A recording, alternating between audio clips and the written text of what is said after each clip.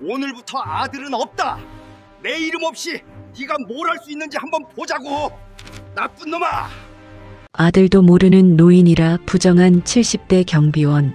서류 한 장 꺼내자 아파트가 뒤집어지는데 아니요, 전혀 모르는 노인네요. 전무님, 경비가 일을 제대로 안 하면 따끔하게 혼내셔야죠. 방금 제 아들놈 입에서 나온 말 여러분도 들으셨습니까?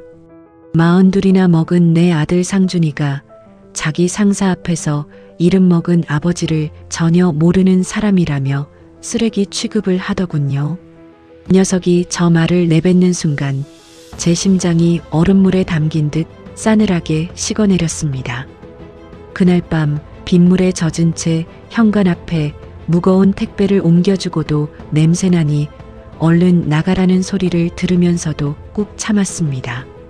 손주 녀석 주려고 밤잠 설쳐가며 모은 돈으로 산 장난감이 쓰레기통에 처박혀도 꽉 깨문 이를 풀지 않았죠. 하지만 급기야 아들이 제 해고에 동조하는 비겁한 침묵을 지켰을 때 저는 결심했습니다. 상준아, 오늘부로 나한테 아들은 없다. 대신 네가 그토록 받들어 모시는 진짜 힘이 뭔지 똑똑히 보여주마. 70살 경비원이 품속에서 꺼낸 서류 한 장에 아파트 전체가 발칵 뒤집어지고 기세등등하던 입주민 대표와 내 아들이 사색이 되어 무릎을 꿇기까지 제 인생에서 가장 잔인하고도 통쾌했던 그날의 반전 이야기입니다. 사연 시작 전 구독과 좋아요 한 번씩 눌러주세요. 오늘 이야기의 주인공 박진태님에게 따뜻한 응원이 될 겁니다. 그리고 여러분이 머무는 그곳에 행복과 건강이 가득하시길 바라면서 이야기 시작하겠습니다. 혹시 길을 걷다 마주치는 경비원들의 얼굴을 제대로 본 적이 있으신가요? 아마 없을 겁니다. 사람이 나이가 들고 낡은 제복을 입는 순간 세상 사람들에게는 그저 배경처럼 존재하는 투명인간이 되어버리니까요.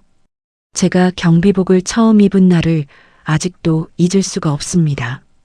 은퇴하고 반년 정도 지났을 때였죠. 집에만 있으니 몸이 근질근질하고 평생을 현장에서 땀 흘려온 사람이 손 놓고 누워 있으려니 미칠 것 같더군요.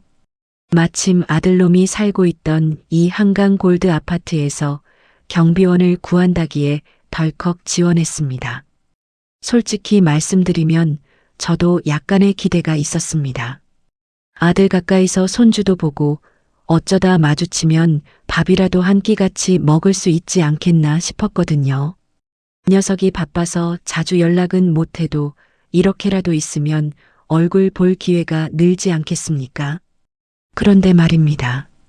제가 경비실에 첫 출근을 한 그날 아들 상준이와 공동 현관 앞에서 딱 마주쳤습니다. 녀석은 저를 보자마자 흠칫 놀라더니 주변에 사람이 있는지 재빨리 두리번거렸습니다. 그리고는 제 귀에만 들리게 낮은 목소리로 속삭이더군요. 아버지, 여기서는 저 모르는 척 해주세요. 제 체면도 있으니까요. 그 말을 듣는 순간 가슴 한구석이 뜨끔했습니다. 하지만 그때는 그래, 아들도 아들 입장이 있겠지 싶어 대수롭지 않게 넘겼습니다. 자식 잘 되라고 평생을 바친 아비 아닙니까? 조금쯤 불편한 건 얼마든지 참을 수 있었습니다. 문제는 그 조금이 점점 커지기 시작했다는 겁니다. 처음엔 현관에서 모른 척하는 정도였습니다. 그러다 엘리베이터에서 마주치면 아예 다음 걸 타겠다며 슬쩍 빠지더니 나중에는 제가 경비실에 있으면 일부러 후문으로 돌아다니더군요. 제 존재 자체가 녀석에게는 숨겨야 할 치부가 되어버린 겁니다. 주차장에서 한 입주민 부부가 저를 보더니 대놓고 수군거리더군요. 저 경비 아저씨는 저 나이에 무슨 일이 있어서 여기서 일하게 됐을까? 저는 그 자리에 못 박힌 듯 서서 그 말을 다 들었습니다. 반박하고 싶었습니다. 내가 얼마나 대단한 사람이었는지 아느냐. 내 손으로 지은 아파트가 수백 동이다. 내 아들이 바로 그 아파트에 산다라고요. 하지만 입이 떨어지지 않더군요. 그랬다간 아들놈 체면이 구겨질 테니까요. 그때 깨달았습니다. 제가 평생 쌓아온 훈장도 대기업 상무라는 명함도 이 낡은 경비복 앞에서는 아무런 힘이 없다는 것을요. 사람들은 이제 제 눈을 보지 않습니다. 그저 제 가슴팍에 달린 경비라는 두 글자만 보고 마치 제가 그들의 편의를 위해 놓인 낡은 가구인 양 함부로 대하곤 하죠. 영감. 분리수거 이게 뭐야? 돈 받고 일을 안 하는 거야? 아저씨, 이거 빨리 좀 치워요. 냄새 나잖아. 이런 말들 허허 괜찮았습니다. 정직하게 땀 흘려 일하는 가치를 누구보다 잘 아는 저였으니까요. 세상 모든 사람이 저를 투명인간 취급해도 유학까지 보내며 금지옥엽 키운 내 자식, 내 핏줄만큼은 그러지 않을 거라 믿었습니다. 그런데 말입니다, 여러분. 아버지를 전혀 모르는 노인네라고 부르고 제 해고에 고개를 끄덕이던 그 비겁한 뒷모습이 바로 제 아들이었습니다. 오늘은 제가 왜 그토록 아꼈던 아들놈에게 제 인생에서 가장 잔인한 서류 한 장을 던질 수밖에 없었는지 그 기막힌 이야기를 차근차근 들려드리겠습니다. 사람의 마음이 무너지는 데는 긴 시간이 필요하지 않습니다. 단 한마디, 그것도 가장 믿었던 사람의 입에서 나온 말 한마디면 충분하더군요. 사건은 아스팔트가 지글지글 끓어오르던 무더운 어느 오후에 터졌습니다. 장마가 오기 직전이라 습도까지 높아서 숨만 쉬어도 온몸이 끈적끈적하게 젖어드는 그런 날이었죠. 경비실 선풍기는 녹슨 날개를 돌리며 헛바람만 일으키고 있었고 저는 땀에 절은 경비복이 등판에 쩍쩍 달라붙는 것도 모른 채 주차장 순찰을 돌고 있었습니다. 그때였습니다. 저 멀리서 날카로운 경적 소리가 울리더니 시뻘건 외제차 한 대가 주차장 입구에 떡하니 멈춰 섰습니다. 차문이 열리고 내린 사람은 우리 아파트 입주민 대표라는 김유한 전무. 42 정도 나이에 머리엔 기름을 번들번들하게 바르고 손목에는 금시계를 찰랑거리며 다니는 그 친구였죠. 이 김유한이라는 사람이 어떤 인물인지 잠깐 설명을 드려야겠습니다. 그 녀석 아버지가 중견건설회사 사장이라 제가 현역 시절 강성건설 상무로 있을 때 몇 번 하청계약건으로 마주친 적이 있었습니다.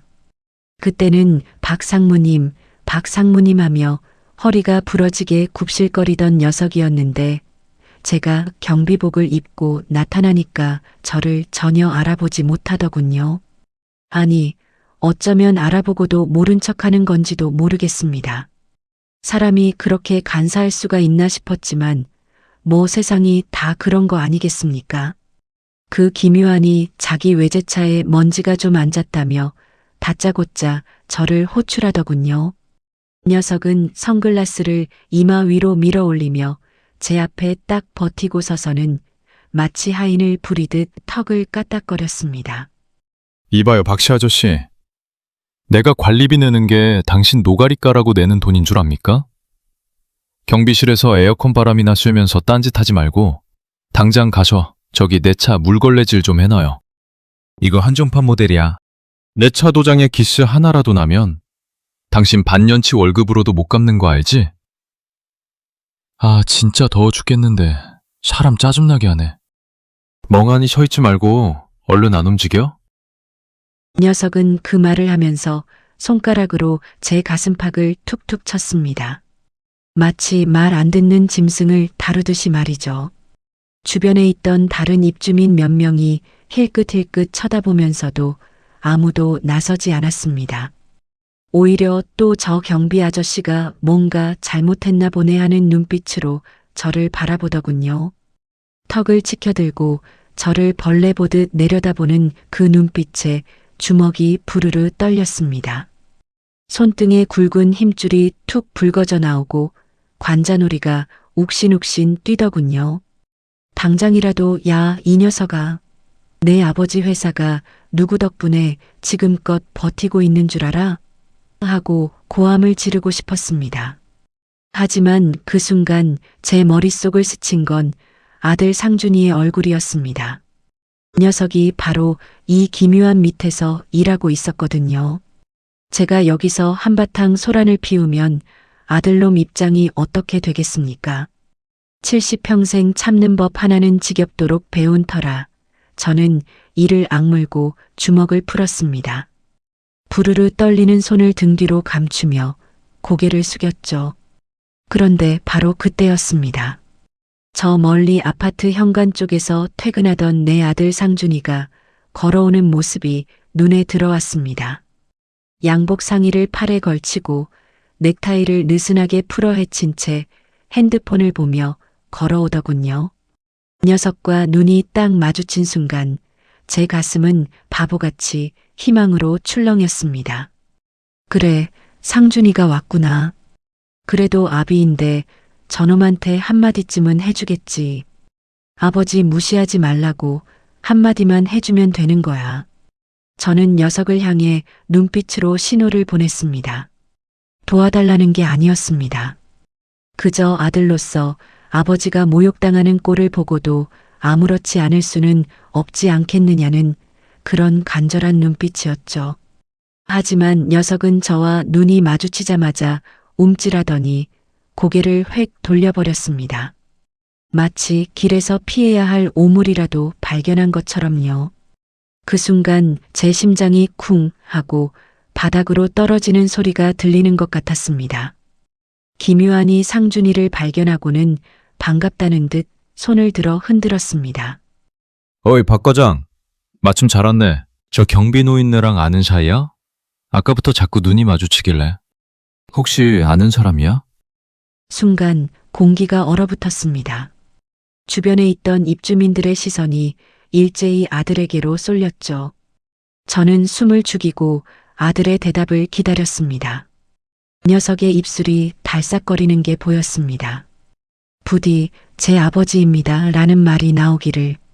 설령 그 말을 못하더라도 그냥 인사드린 거예요 정도만 해줘도 좋았습니다.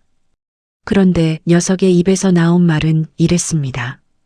아니요, 전혀 모르는 사람이에요. 그냥 경비 아저씨가 저를 아는 척한 것 같은데요. 전무님, 경비가 일을 제대로 안 하면 따끔하게 혼내셔야죠. 그래야 정신을 차리지. 참, 오늘 계약건으로 드릴 말씀이 있는데 조용한 데 가서 얘기하실까요? 그 순간 제가 무슨 기분이었는지 아십니까? 심장이 얼음물에 담긴 듯 싸늘하게 식어내렸습니다. 아니, 차라리 칼로 도려내는 게 덜 아팠을 겁니다. 내 아들의 입에서 나온 전혀 모르는 사람이라는 말 한마디가 제 가슴을 난도질하더군요. 귀가 멍해지고 눈앞이 흐릿해졌습니다. 땅이 꺼지는 것 같았습니다. 녀석은 그 말을 뱉고는 제 바로 곁을 스쳐 지나갔습니다. 제가 투명 인간이라도 되는 양 눈길 한 번 주지 않고요. 기묘한의 뒤를 졸졸 따라가며 비굴하게 웃는 그 뒷모습이 보였습니다. 전무님, 오늘 저녁 한 잔 어떠세요? 좋은데 알아뒀는데요. 아첨 섞인 그 목소리가 바람에 실려 제 귀에까지 들려왔습니다. 저는 그 자리에 뿌리가 내린 듯 서 있었습니다. 다리에 힘이 풀려 주저앉을 것 같았지만 이를 악물고 버텼습니다. 주변 사람들이 저 경비 아저씨 왜 저래? 하며 수군거리는 소리가 멀게만 들리더군요. 문득 이런 생각이 들었습니다. 상준아, 내가 미국 유학 갈 때 등록금이 없어서 아버지가 뭘 했는지 아느냐? 은행 대출도 안 되길래 사채까지 끌어다 썼다. 내가 장가 갈 때 전세 자금 마련하느라 어머니 돌아가시고 혼자 살던 그 작은 아파트까지 팔았다. 그런 아비를 내가 고작 내 출세를 위해서 전혀 모르는 사람이라고 했단 말이냐? 뜨거운 것이 눈두덩을 타고 흘러내렸습니다. 땀인지 눈물인지 분간이 가지 않았습니다. 하지만 저는 그 자리에서 소리내어 울지 않았습니다. 그럴 자격조차 없는 것 같았으니까요. 자식을 저렇게 키운 건 결국 저였으니 이건 제가 받아야 할 벌인지도 모른다는 생각이 들었습니다. 그날 밤 저는 텅 빈 경비실에 홀로 앉아 천장만 멍하니 바라봤습니다. 선풍기의 녹슨 날개가 삐걱삐걱 돌아가는 소리만 귓가에 맴돌더군요. 가슴 한복판에 뚫린 구멍으로 찬바람이 쑥쑥 들어오는 것 같았습니다. 하지만 저는 그때까지도 아들을 원망하지 않았습니다. 아니, 원망할 수가 없었습니다. 그래, 녀석도 회사에서 살아남으려면 어쩔 수 없었겠지. 저 김유한이라는 놈 밑에서 일하려면 얼마나 눈치를 봐야 하겠어. 오죽했으면 그랬겠나. 이렇게 생각하며 스스로를 달랬습니다. 아버지라는 존재는 참 어리석습니다. 자식에게 밟혀도 내 발이 아플까봐 걱정하는 게 아비 마음이니까요. 저는 그날도 아들을 이해하려 애썼습니다. 녀석이 저를 다시 아버지로 불러줄 날이 올 거라고 그렇게 믿고 싶었습니다. 그런데 그 믿음마저 산산이 부서지는 데는 며칠이 채 걸리지 않았습니다. 햇볕이 따갑게 내리쬐던 어느 주말 오후였습니다. 밀려드는 택배 박스와 폐지를 정리하느라 분리수거장에서 땀을 뻘뻘 흘리고 있었죠. 낡은 경비복은 이미 소금기 가득한 땀으로 절어 몸에 쩍쩍 달라붙고 장갑 낀 손등 위로는 검은 먼지가 잔뜩 내려앉아 있었습니다. 그때였습니다.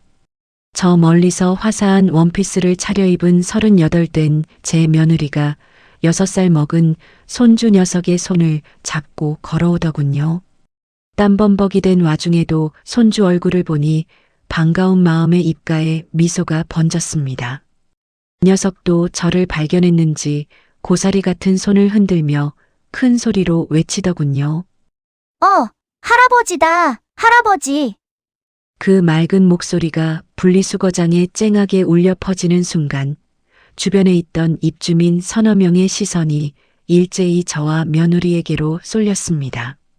며느리의 얼굴이 순식간에 굳어지더군요. 녀석이 제 품으로 달려오려던 그 찰나 며느리가 황급히 아이의 손목을 낚아채며 걸음을 멈춰 세웠습니다. 증서야, 잠깐. 저분 할아버지 아니야. 우리 아파트 경비 아저씨잖아. 엄마가 말했지? 일하시는 분들 방해하면 안 된다고. 아이가 고개를 갸웃거리며 되물었습니다. 응? 근데 할아버지랑 똑같이 생겼는데 할아버지 맞잖아.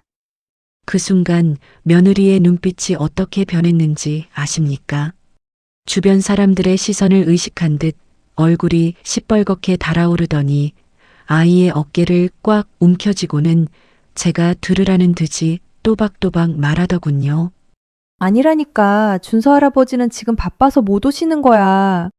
저분은 그냥 여기서 일하시는 경비 아저씨야. 알았지? 자꾸 아무한테나 할아버지라고 부르면 안 돼. 창피하게. 창피하게라는 그 말 한마디가 제 가슴에 대못처럼 박혔습니다. 아이는 영문을 모르겠다는 표정으로 저를 물끄러미 쳐다봤고 저는 차마 손주 눈을 똑바로 볼 수가 없어 고개를 떨궜습니다. 그 모습을 본 며느리가 아이를 질질 끌다시피 하며 제 옆을 지나쳤습니다. 그런데 말입니다. 진짜 비수는 그 다음에 날아왔습니다. 며느리가 저를 스쳐 지나가며 전화기를 꺼내 들더니 친구인지 누군지에게 통화를 걸더군요.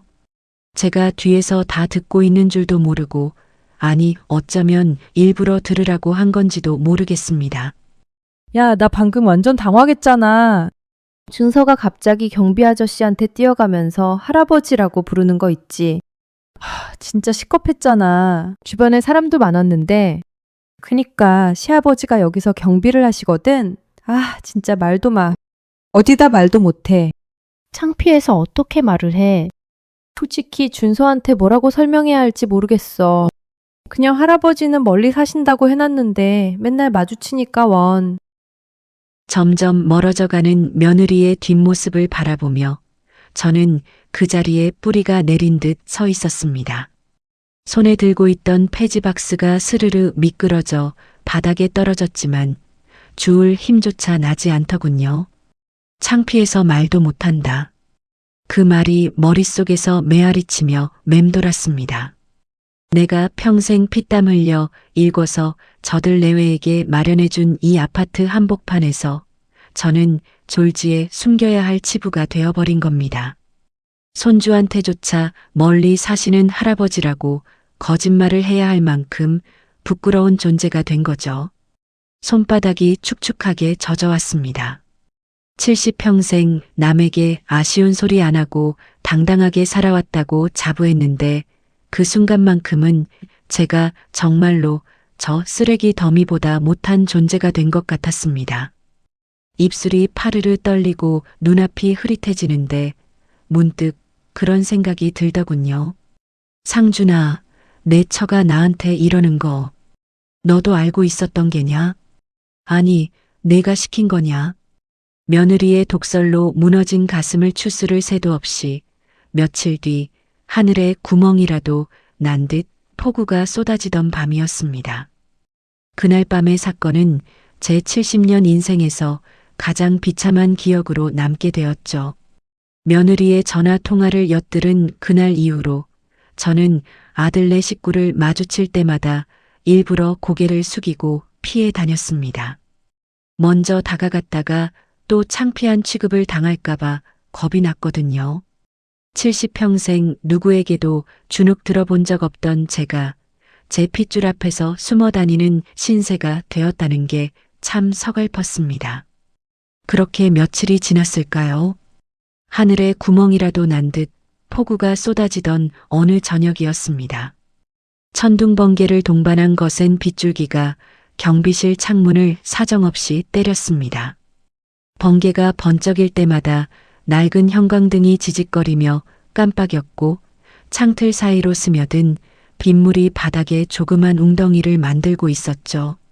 저는 라면으로 대충 저녁을 때우고 낡은 의자에 몸을 기댄 채 빗소리를 듣고 있었습니다. 그때였습니다. 관리사무소 전화기가 따르르릉 요란하게 울렸습니다. 여보세요? 경비 아저씨죠? 여기 1201호인데요? 아니, 경비 아저씨, 지금 뭐해요? 우리 집 문 앞에 생수랑 무거운 택배 박스가 대여섯 개나 쌓여 있는데? 복도가 좁아서 유모차를 못 끌겠잖아요. 택배 기사가 아무데나 던져놓고 간 것 같은데 당장 올라와서 현관 안쪽까지 좀 옮겨놔요. 빨리요. 여러분, 경비원 업무에 개인 집 택배를 현관 안까지 옮겨주는 게 포함되어 있는 줄 아십니까? 당연히 아닙니다. 더군다나 이 폭우에 말이죠. 하지만 상대는 입주민 대표의 부인이었습니다. 거절했다가 또 무슨 트집을 잡힐지 모르는 일이었죠. 저는 한숨을 삼키며 녹슨 옷걸이에서 낡은 우비를 끄집어냈습니다. 밖으로 나서는 순간 빗줄기가 얼굴을 후려쳤습니다. 우산은 펴자마자 뒤집어지고 우비 안으로도 빗물이 스며들어 등줄기를 타고 흘러내렸습니다.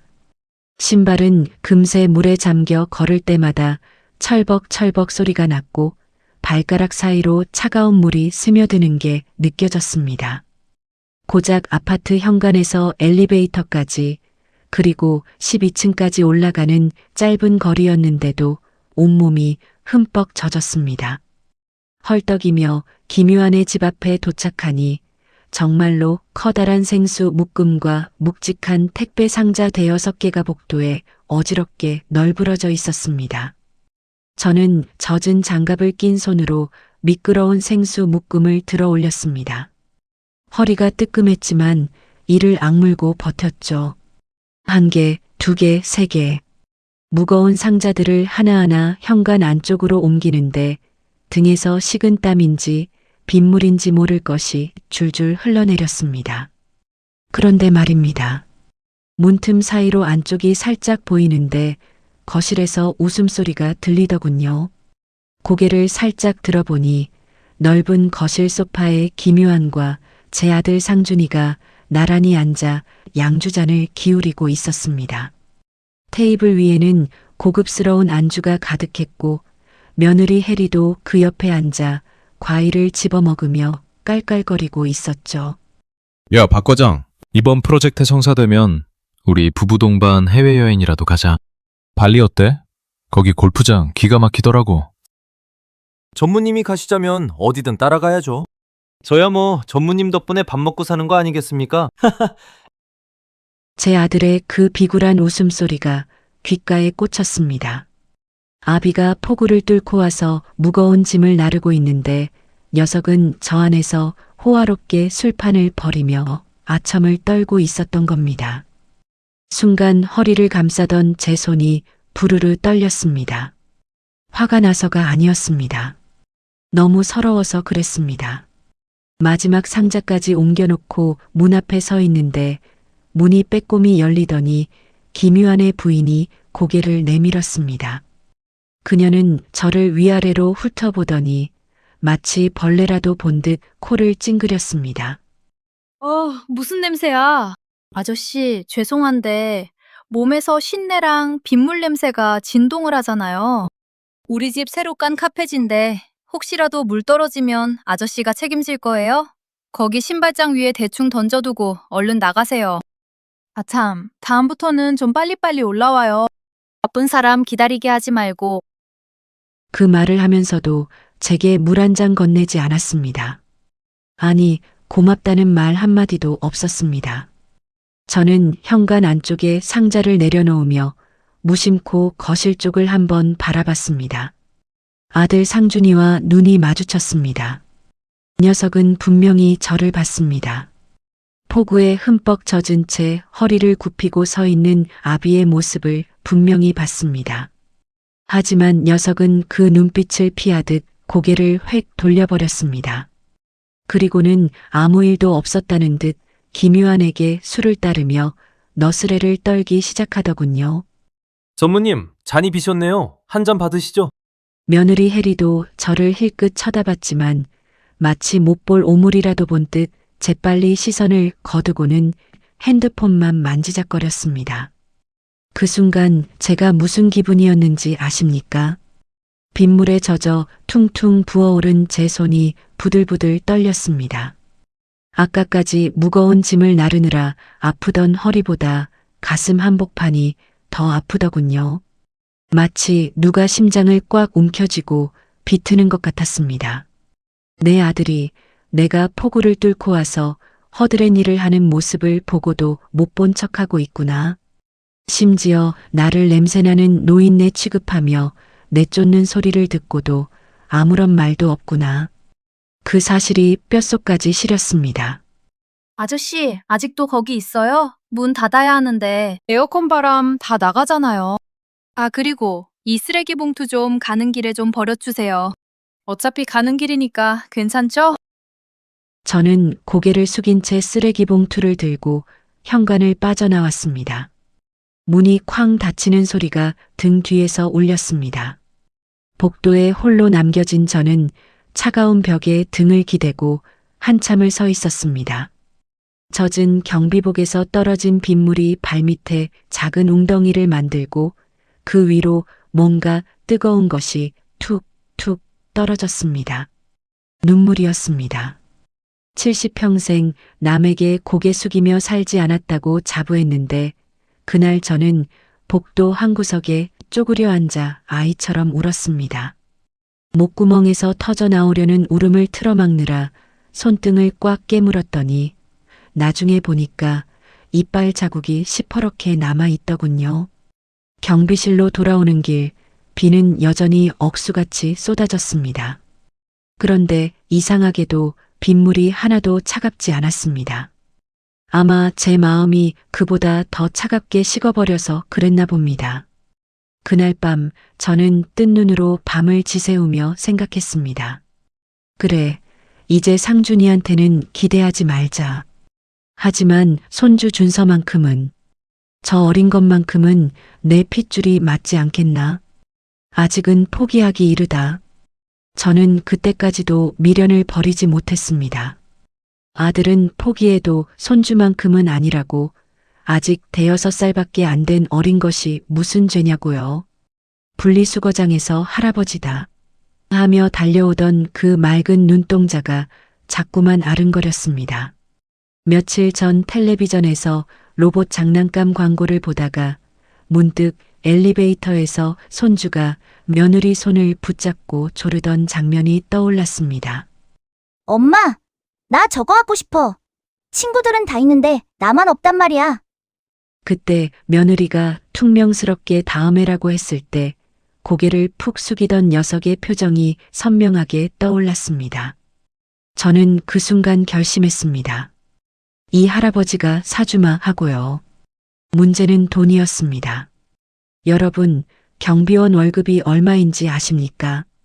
기본급에 야간 수당 붙여봐야 150만 원이 채 안 됩니다. 월세 내고 공과금 내고 밥값 빼면 손에 남는 돈이 거의 없어요.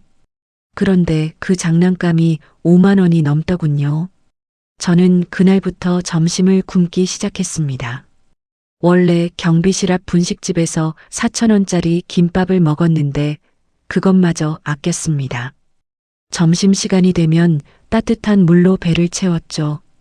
속이 쓰려서 잠이 안 올 때도 있었지만 준서 녀석의 얼굴을 떠올리면 버틸 수 있었습니다. 2주를 그렇게 버텼습니다. 드디어 돈이 모이던 날 퇴근하자마자 버스를 타고 시내 대형마트로 갔습니다. 장난감 코너를 한참 헤매다가 광고에서 보던 그 로봇을 찾았을 때 심장이 두근거리더군요.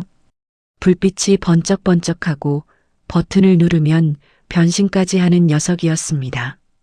그래, 이거다. 준서가 이걸 보면 얼마나 좋아할까. 계산대 앞에서 지갑을 열었습니다. 구겨진 10,000원짜리 5장과 1,000원짜리 몇 장. 2주 동안 밥을 굶어가며 모은 전부였습니다.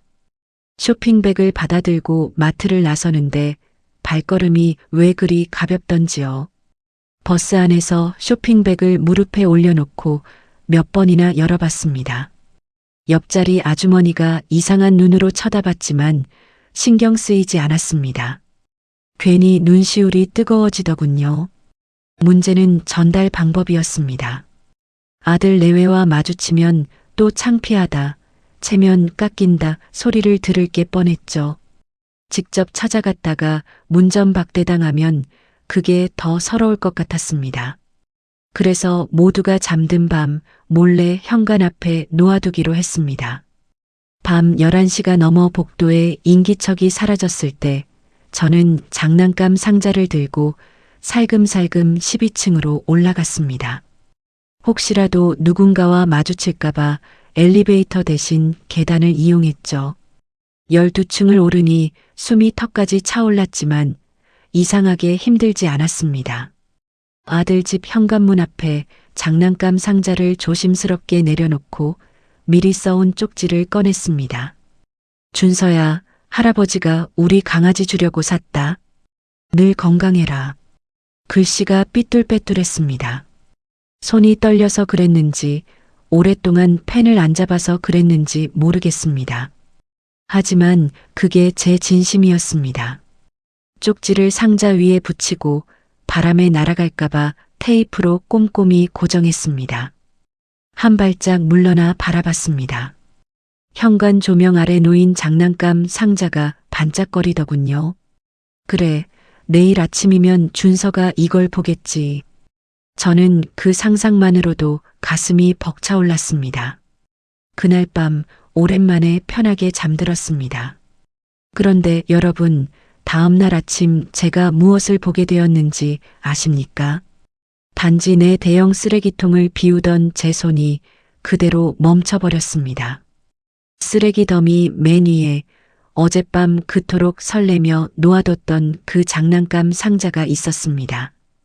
형편없이 찌그러진 채로요. 누가 발로 짓밟았는지 한쪽 모서리가 푹 꺼져 있었고 화려했던 포장지는 갈기갈기 찢겨나가 있었습니다. 그 옆에는 제가 밤새 고민하며 쓴 편지가 흩어져 있었습니다.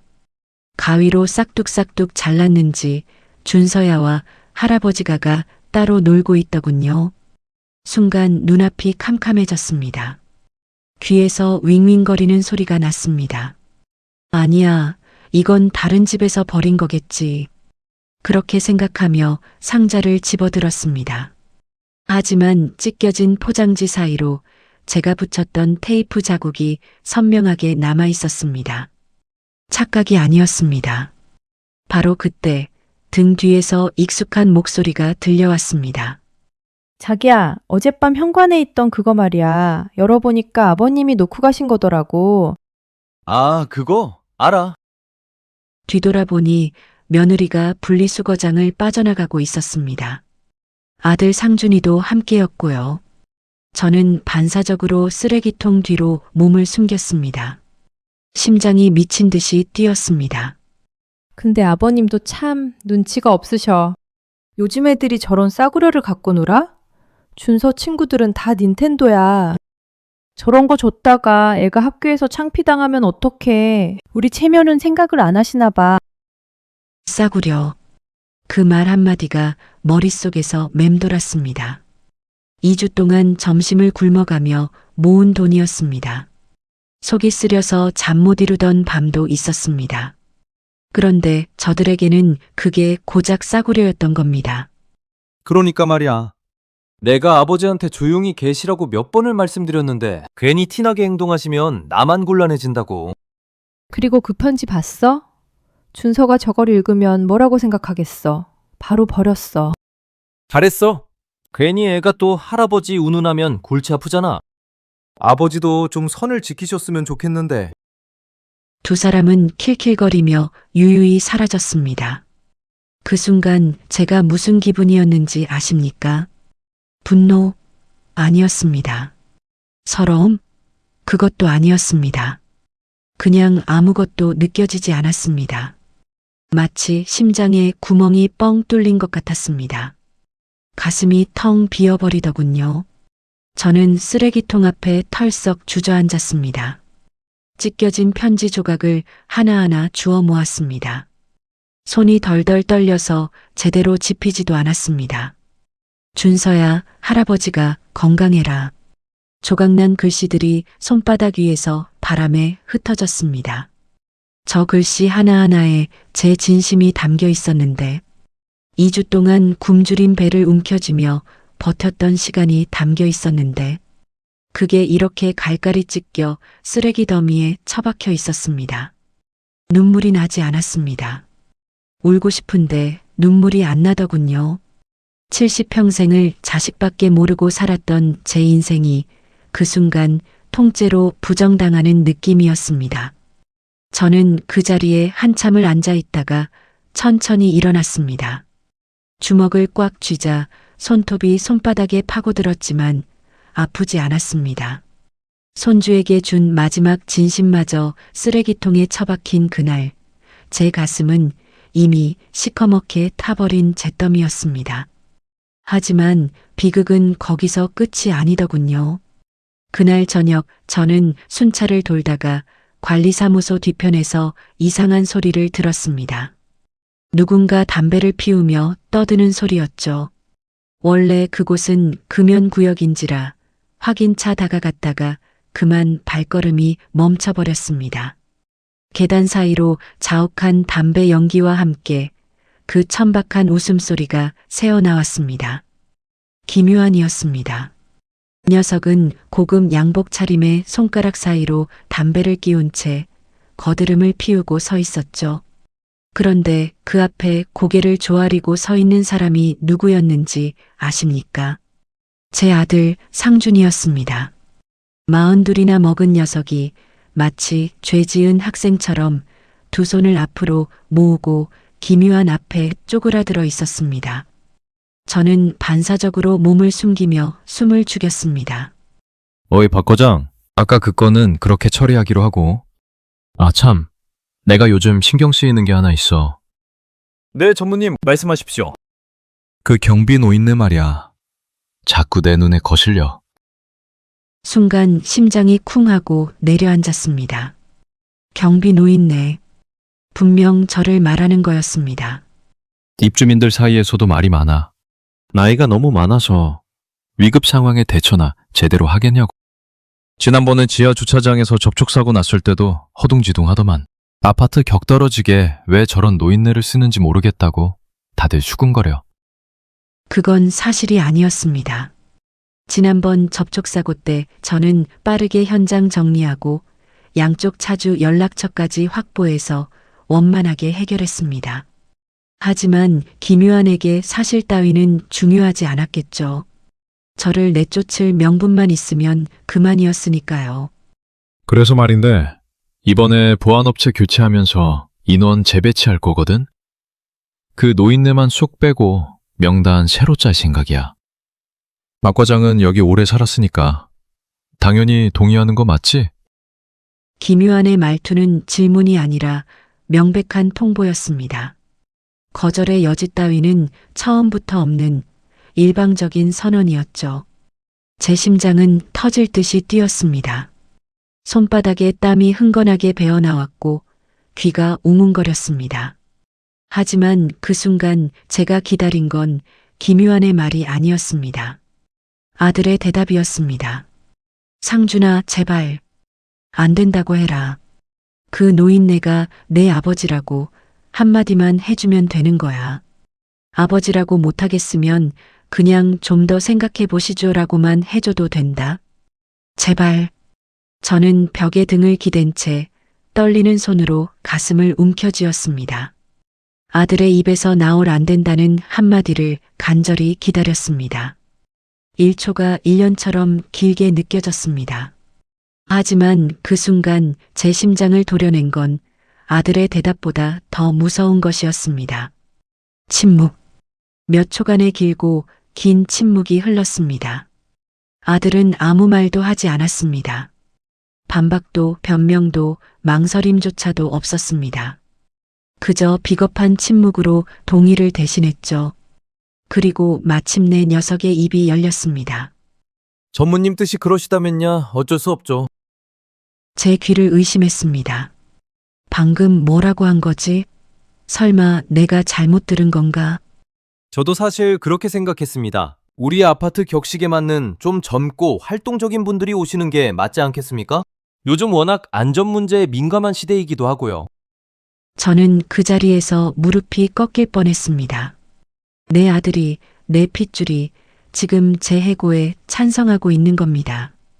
그것도 저렇게 능청스럽게, 마치 처음부터 그게 당연하다는 듯이. 역시 박 과장은 말이 통해서 좋아. 그래, 빠르게 처리해. 다음 주까지 정리되게. 네, 아버. 아니, 그 노인네께는 제가 조용히 그만두시라고 따로 말씀드리겠습니다. 공식적으로 문제 삼지 않게 잘 마무리할 테니 걱정 마십시오. 아버. 녀석이 아버지라고 하려다 말을 삼킨 거 저는 분명히 들었습니다. 제 아들은 알고 있었던 겁니다. 자기가 지금 누구를 내치고 있는지, 그 노인네가 자기를 낳고 길러준 아버지라는 것을 알면서도 저 말을 한 겁니다. 그나저나 전무님, 이번 프로젝트 건 말입니다. 다음 주 미팅 때 제가 직접 프레젠테이션을 해도 될까요? 전무님께서 밀어주시면 이번엔 확실하게 따낼 수 있을 것 같습니다. 뭐, 성의를 보여주면 생각해보지. 오늘 고기 먹는데 박 과장이 쏘는 거다? 두 사람은 킬킬거리며 비상구를 빠져나갔습니다. 저는 그 자리에 석고상처럼 굳어서서 점점 멀어지는 발소리를 들었습니다. 녀석의 목소리는 미세하게 떨리고 있었습니다. 양심의 가책이 아예 없지는 않았던 걸까요? 하지만 그 떨림 속에 아버지를 향한 걱정 따위는 눈 씻고 찾아볼 수 없었습니다. 오직 자기 성공을 방해하는 귀찮은 걸림돌을 빨리 치워버리고 싶다는 조급함 뿐이었죠. 제가 유학 보내고 장가 보낸 그 아들이 고작 프로젝트 계약 하나 따내겠다고 70평생 자식밖에 모르고 산 아버지를 낡아서 교체해야 할 가구 취급하며 내다버린 겁니다. 손바닥이 축축하게 젖어왔습니다. 화가 머리끝까지 치솟아 당장이라도 저 녀석들 뒤를 쫓아가 상준이 뺨이라도 한 대 후려치고 싶었습니다. 야, 이놈아. 네가 미국 유학 갈 때 사채까지 끌어다 쓴 건 알아? 네가 장가 갈 때 살던 집까지 팔아서 전세금 마련해줬는데. 하지만 제 다리는 그 자리에 뿌리가 내린 듯 움직이지 않았습니다. 70년 평생을 성실하게 살아온 제 인생이 고작 녀석의 비즈니스를 위한 재물이었다는 사실에 온몸의 기운이 쭉 빠져나갔습니다. 벽에 기대지 않았으면 그대로 바닥에 무너져 내렸을 겁니다. 여러분, 차라리 아들이 저를 때렸다면 이보다 덜 아팠을 겁니다. 맞으면 멍이 들고 멍은 시간이 지나면 사라집니다. 하지만 가장 믿었던 사람이 나를 부정하고 내 존재 자체를 지워버리려 할 때 느끼는 그 서늘한 배신감, 그건 뼈에 새겨지는 겁니다. 평생 지워지지 않아요. 겪어보지 않은 사람은 절대 모릅니다. 저는 한참을 그 자리에 서 있다가 천천히 걸음을 옮겼습니다. 경비실로 돌아가는 길, 다리가 천근만근 무거웠습니다. 그날 밤 저는 뜬 눈으로 밤을 지새웠습니다. 천장만 멍하니 바라보며 생각했습니다. 아내가 살아있었다면 뭐라고 했을까? 아마 당신 그래도 자식인데 하며 말렸을 겁니다. 하지만 그 양반은 10년 전에 먼저 갔고 이제 저 혼자 결정해야 했습니다. 그리고 결심했습니다. 상준아, 오늘부로 내 인생에서 박상준의 아버지라는 직함은 완전히 삭제한다. 네가 그토록 받들어 모시던 그 힘이 뭔지 이제 똑똑히 보여주마. 저는 품속에 숨겨뒀던 그 서류 한 장을 꺼내 들고 그들 앞에 나설 준비를 마쳤습니다.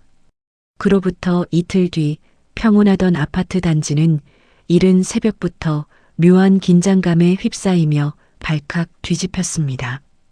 이 아파트를 지은 모기업이자 업계 1위인 강성건설의 최고 경영진들이 직접 현장 특별 점검을 나온다는 소식이 전해졌기 때문입니다. 그것도 최 회장이 직접 온다고요. 관리사무소는 난리가 났고 청소 아주머니들은 새벽같이 나와 화단 잡초까지 뽑아내고 있었습니다. 여러분, 이 최 회장이 누구냐고요? 제가 강성건설에서 상무로 있을 때 현장 소장부터 시작해서 함께 회사를 일궈온 동지입니다. 저보다 5살 어리지만 저를 늘 형님이라 부르며 따랐죠. 제가 은퇴할 때 형님, 아무데도 가지 마시고 고문으로 남아주십시오라고 3번이나 붙잡았던 사람입니다. 그런데 이번 방문은 우연이 아니었습니다. 이틀 전 저는 최 회장에게 직접 전화를 걸었거든요. 최 회장, 나야. 오랜만이네. 잘 지냈나? 다름이 아니라 내가 요즘 우리 회사가 지은 아파트 현장 민심을 좀 살펴보고 있는데 자네가 직접 한번 와서 볼 필요가 있을 것 같네. 내가 보고서 하나 제대로 써줄 테니까. 최 회장은 대뜸 형님, 무슨 일 있으십니까? 라고 물었지만 저는 와서 보면 알아라고만 했습니다. 입주민 대표 김유아는 평소에 거만한 기세가 온데간데 없었습니다. 자기 아버지 회사의 생사여 탈권을 쥔 실력자가 직접 온다는 소식에 얼굴이 사색이 되어 아침 일찍부터 관리사무소 입구에 도열해 있더군요. 양복을 빳빳하게 다려입고 머리에는 기름을 번들번들하게 발랐지만 눈동자는 불안하게 흔들리고 있었습니다. 그 옆에는 아들 상준이도 잔뜩 긴장한 채 서 있었습니다. 녀석은 오늘이 기회라고 생각했겠죠. 이번 점검 때 최 회장 눈에 들면 사활이 걸린 프로젝트를 따낼 수 있을 테니까요. 녀석은 손에 서류 파일을 꼭 쥐고 연신 입술을 축이며 긴장하고 있었습니다. 저는 평소와 다름없이 낡고 구겨진 경비복을 입은 채 입구에 서 있었습니다. 일부러 가장 눈에 띄는 곳에요. 오늘의 주인공이 누구인지 똑똑히 보여줘야 했으니까요. 저를 발견한 김유한이 미간을 찌푸리며 뱀처럼 스르르 다가왔습니다. 이 영감탱이가 진짜 눈치가 없는 거야, 뭐야? 오늘 VIP 귀빈들 오시는데 이 꾀조재한 몰골로 여기서 뭐 하는 겁니까? 아파트 품격 다 떨어지게. 박 과장, 당신 뭐 하고 있어? 저번에 이 노인네 정리하라고 했잖아. 얼른 어디 창고 같은 데라도 안 보이게 치워. 아들 상준이가 당황하며 제 팔을 억세게 붙잡았습니다. 녀석의 손에 힘이 잔뜩 들어가 있었죠. 제 눈을 마주치지 못하면서도 저를 어디론가 끌고 가려고 안달이 나 있었습니다. 저는 아들의 손을 뿌리치지 않았습니다. 그냥 가만히 서서 녀석의 눈을 똑바로 바라봤습니다. 상준이는 제 시선을 견디지 못하고 고개를 돌렸죠. 바로 그 찰나였습니다. 위험 있는 검은색 세단 세대가 줄지어 아파트 정문으로 들어섰습니다. 차가 멈춰 서자 검은 양복의 수행원들이 먼저 내려 문을 열었고 그 안에서 백발이 성성한 최 회장이 모습을 드러냈습니다. 김유한의 눈이 번쩍 빛났습니다. 녀석은 잔뜩 비굴한 미소를 지으며 최 회장을 향해 종종 걸음으로 달려갔죠. 허리를 90도로 꺾으며 두 손을 공손히 내밀었습니다. 아이고, 최 회장님. 먼 길 오시느라 고생 많으셨습니다. 저는 이 아파트 입주민 대표를 맡고 있는 김요한입니다. 아버지께서 늘 회장님 말씀을 많이... 하지만 최 회장은 김유한을 거들떠보지도 않았습니다. 마치 길가의 먼지를 보듯 시선 한 번 주지 않고 그대로 지나쳐버렸죠. 김유한의 내밀었던 손이 허공에서 어색하게 멈췄습니다. 최 회장은 군중을 헤치며 성큼성큼 걸어왔습니다. 그리고 아들에게 팔을 붙잡힌 채 구석에 서 있던 저를 발견하는 순간 그 자리에 딱 멈춰 섰습니다. 마치 유령이라도 본 듯 얼굴이 굳어졌습니다. 숨막히는 정적이 흘렀습니다. 주변에 있던 입주민들, 관리사무소 직원들, 그리고 김유한과 상준이까지 모두가 최 회장의 시선을 따라 저를 바라봤습니다. 그리고 최 회장이 입을 열었습니다. 박상무님. 순간 시끌벅적하던 아파트 단지 전체에 소름 끼치는 정적이 내려앉았습니다. 사람들이 웅성거리기 시작했죠. 상무님, 저 경비 아저씨가... 하는 눈빛들이 사방에서 쏟아졌습니다.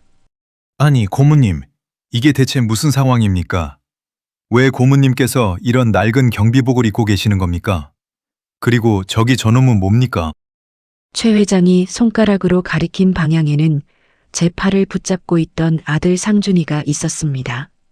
저 박과잔이라는 놈이 왜 고모님 팔을 붙잡고 있는 거냐고요? 지금 뭐 하는 짓입니까? 그 순간 아들의 얼굴이 어떻게 변했는지 아십니까? 순식간에 핏기가 싹 빠졌습니다. 입술이 파르르 떨리고 눈동자가 휘둥그레지더니 사시나무 떨듯 온몸이 떨리기 시작했습니다. 제 팔을 붙잡고 있던 녀석의 손에서 스르르 힘이 풀려나갔죠. 김유한은 더 가관이었습니다. 허공에 내밀었던 손이 그대로 얼어붙었고 얼굴은 허옇게 질려 있었습니다. 경비 노인네라고 부르며 갖은 수모를 줬던 그 사람이 강성건설의 고문이라니, 자기 아버지 회사의 목줄을 쥐고 있는 사람이라니, 녀석의 무릎이 후들후들 떨리는 게 보였습니다. 저는 천천히, 아주 천천히 아들의 손을 뿌리쳤습니다. 그리고 구겨진 경비복 소매를 탁탁 털어냈습니다. 70년 평생 건설 현장을 호령하던 그 매서운 눈빛을 되찾으며 김유한과 아들을 정면으로 응시했습니다. 주변이 쥐 죽은 듯 고요해졌습니다. 바람 소리마저 멈춘 것 같았죠. 저는 아주 낮고 차분하지만 뼈를 때리는 목소리로 입을 열었습니다. 최 회장 먼 길 오느라 고생했네. 고모님, 대체 이게 어떻게 된 일입니까? 내가 은퇴하고 현장 바닥 민심 좀 제대로 살펴보겠다고 했지 않았나. 그래서 몇 달 동안 여기서 경비 일을 해봤네. 저는 잠시 말을 멈추고 주변을 둘러봤습니다. 입주민들이 숨을 죽이고 지켜보고 있었죠. 그리고 시선을 김유한에게로 돌렸습니다. 녀석은 이미 무릎에 힘이 풀려 반쯤 주저앉은 상태였습니다. 그런데 말이야, 여기 현장 민심이 생각보다 아주 고약하구먼. 저는 천천히 아들에게로 시선을 옮겼습니다. 상준이는 제 눈을 마주치지 못하고 고개를 푹 숙이고 있었죠. 어깨가 잔뜩 움츠러들어 있었습니다. 특히 여기 이 박 과장이라는 친구는 저는 일부러 박 과장이라는 말에 힘을 주었습니다. 아버지도 아니고 경비 아저씨도 아니고 전혀 모르는 노인네라고 했던 그 녀석에게 돌려주는 말이었습니다. 일하는 법을 배우기 전에 지 부모 버리는 법부터 먼저 배운 것 같아 내 마음이 참으로 안 좋네. 순간 아들이 고개를 번쩍 들었습니다. 녀석의 눈에 눈물이 그렁그렁 맺혀 있었죠. 하지만 저는 그 눈물에 흔들리지 않았습니다. 이미 너무 많이 찢겼으니까요. 쓰레기통에 버려진 장난감처럼 가위로 싹둑싹둑 잘린 편지처럼 제 마음은 이미 산산조각 나 있었습니다. 아들은 그 자리에 돌처럼 굳어버렸습니다. 입술이 달싹거렸지만 아무 말도 나오지 않는 것 같았죠. 그때 모든 상황을 파악한 김유한이 무릎에 힘이 완전히 풀려 바닥으로 털썩 주저앉았습니다. 양복 바지에 흙이 묻는 것도 모르고 허연 얼굴로 저를 올려다보고 있었습니다. 자식이라는 이름 뒤에 숨어 저를 짓밟았던 자들에게 제가 낡은 경비복 속에 숨겨왔던 진짜 결정권자의 힘이 무엇인지 보여줄 차례가 온 것입니다. 최 회장의 등장은 그저 예고편에 불과했습니다. 누군가 급하게 전화를 건 모양이었습니다. 채 10분도 지나지 않아 시뻘건 외제차 한 대가 아파트 정문을 가르며 미친 듯이 달려왔습니다. 급정거와 함께 차 문이 벌컥 열리더니 60대 중반의 사내가 뛰쳐나왔습니다. 김유한의 아버지 김 사장이었죠. 녀석은 신발 한쪽이 벗겨진 것도 모른 채 맨발로 아스팔트를 가르며 달려왔습니다. 넥타이는 풀어 헤쳐져 있었고 셔츠 단추도 엇갈려 채워져 있더군요. 그 꼴이 가관이었습니다. 평소 거드름 피우며 우리 집안이 어떤 집안인데라고 떠들던 자의 모습이 맞나 싶었죠. 김 사장은 저를 발견하자마자 그 자리에서 풀썩 무릎을 꿇었습니다. 그리고 제 발치에 이마를 박으며 연신 저를 해댔습니다. 박 고모님, 아니 형님, 제가 죽을 죄를 졌습니다. 저희 요한이가 눈이 삐어서 형님을 몰라뵙고 불찰을 저질렀습니다. 제발 한 번만 봐주십시오. 저희 회사가 형님 손에 달려있는 거 아닙니까? 불과 며칠 전까지만 해도 이 집안이 저를 어떻게 대했는지 아십니까? 폭우 치는 밤에 택배 옮기라고 호출해놓고 냄새나니까 얼른 나가라고 했던 게 바로 이 집안입니다. 반년치 월급으로도 못 갚는다며 제 앞에서 손가락질하던 게 바로 저기 무릎 꿇은 김 사장의 아들이고요. 저는 바닥에 머리를 조아리고 있는 김 사장을 내려다보며 얼음장같이 차가운 목소리로 입을 뗐습니다. 김 사장, 자네 아들이 나를 가르치며 입버릇처럼 말하더군. 사람 사이의 수준이 맞아야 한다고 말이야. 김 사장의 얼굴이 사색으로 변했습니다. 나도 그 말에 전적으로 동감하네.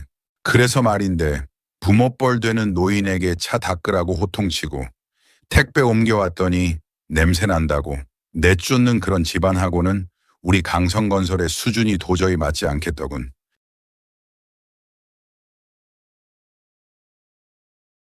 옆에서 듣고 있던 김유한이 화들짝 놀라며 아버지에게 매달렸습니다.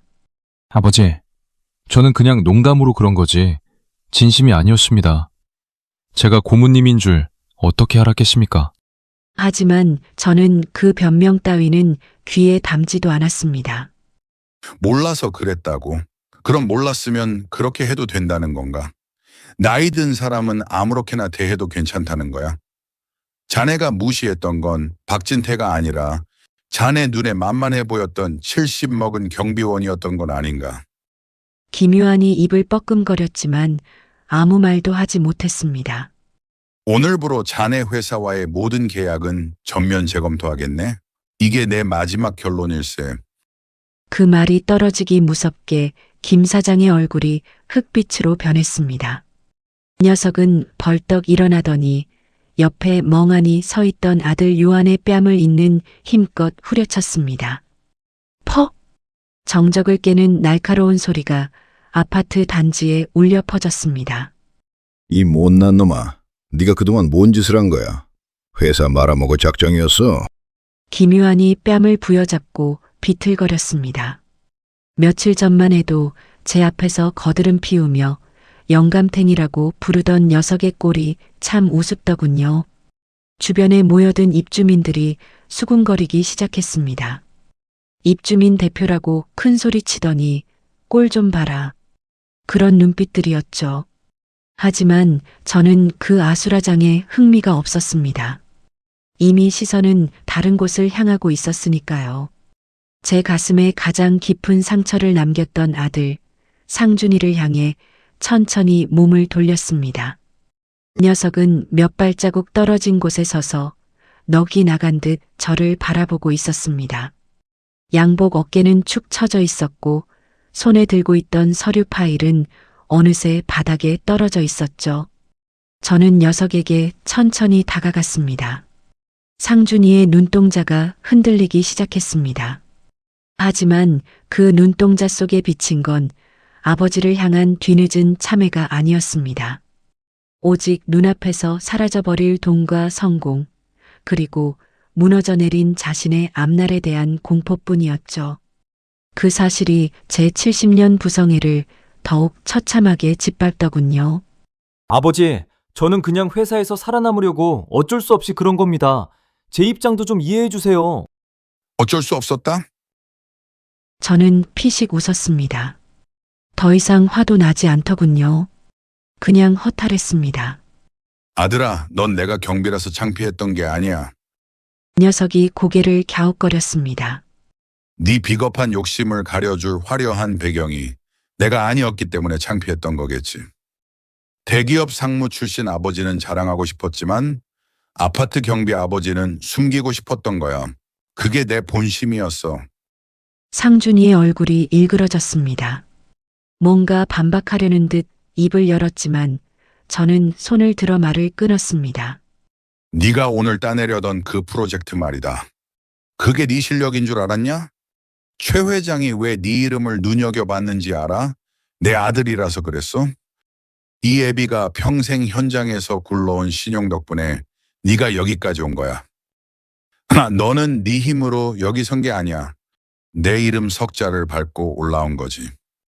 순간 상준이의 얼굴이 창백하게 질렸습니다.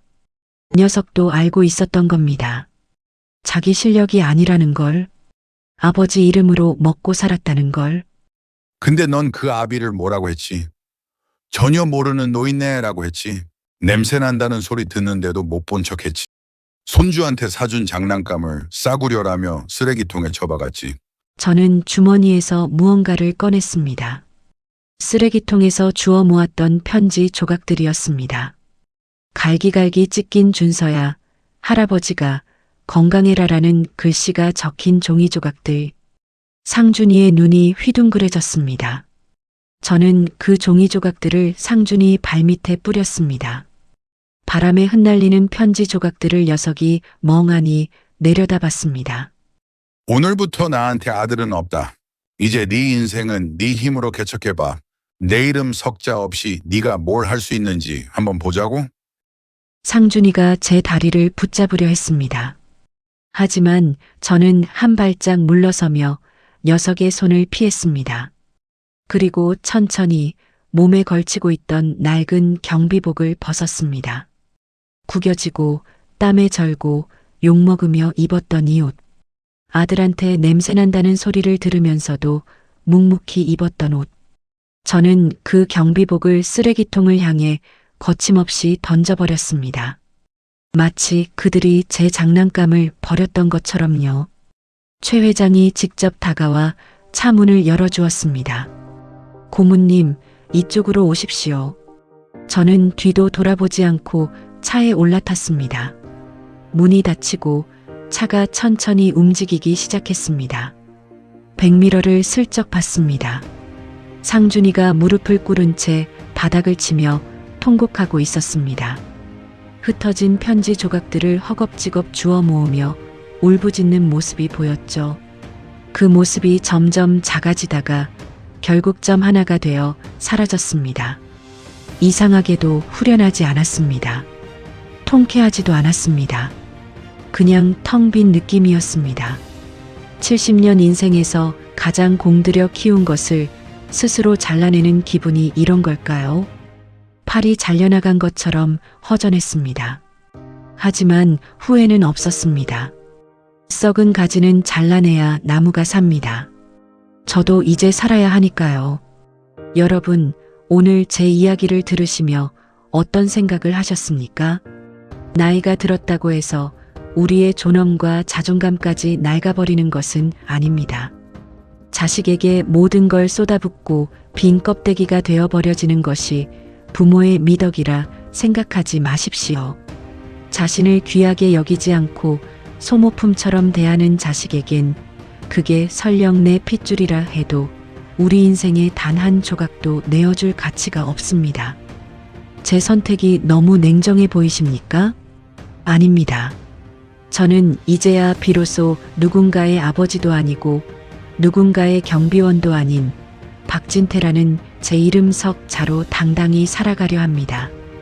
70년 만에 처음으로 제 인생의 진짜 주인이 된 기분입니다. 긴 이야기 끝까지 들어주셔서 감사합니다. 여러분도 누군가의 엄마 아빠이기 전에 여러분 자신으로 당당하게 사시길 바랍니다. 오늘 이야기가 마음에 드셨다면 구독과 좋아요 부탁드립니다. 여러분의 응원이 저에게 큰 힘이 됩니다. 비슷한 경험이 있으시거나 오늘 이야기에 대한 생각이 있으시면 댓글로 들려주세요. 함께 나누고 싶습니다. 그럼 다음 이야기에서 뵙겠습니다.